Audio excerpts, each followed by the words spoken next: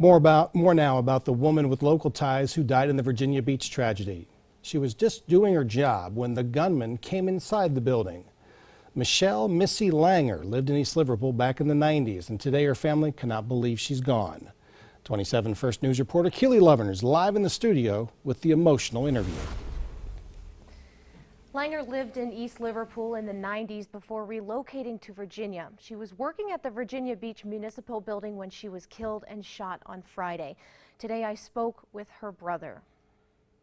Fred Langer remembers the panic he felt last Friday. I want to know where Missy Langer is. We haven't seen or heard from her since 4 o'clock. When news spread that a shooter had opened fire where his sister Missy worked in Virginia Beach. I gotta know. Fred and his family held out hope, but later that day his sister Debbie called and told him Missy had been shot and killed. He did not want to believe it. But I tried to tell Debbie, no, they weren't there, and they didn't stop, you know? They didn't do it.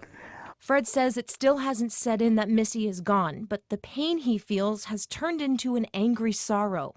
I just woke up this morning and it hit me and I started crying. I couldn't quit. And he knows he will have many days like this.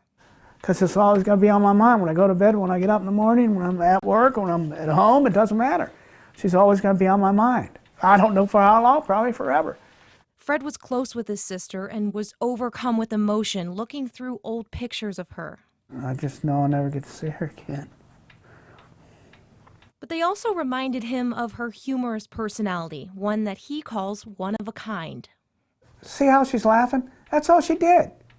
And he wishes he could talk to her just one more time and tell her that she's exceptional. Just tell her how much I want to see her, how much I love her, and she's always made me laugh, made my life happy. Fred says the love and support from the community has made this terrible situation a little bit more bearable, but it will never bring Missy back. I just want to remember her just being close to me and us smiling and laughing and talking about all the great times we had together. And with a smile like hers, she will never be forgotten.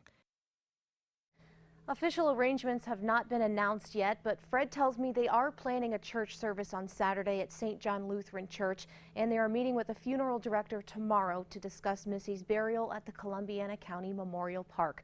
I'm Keely Lovern, live in the studio, WKBN 27 First News.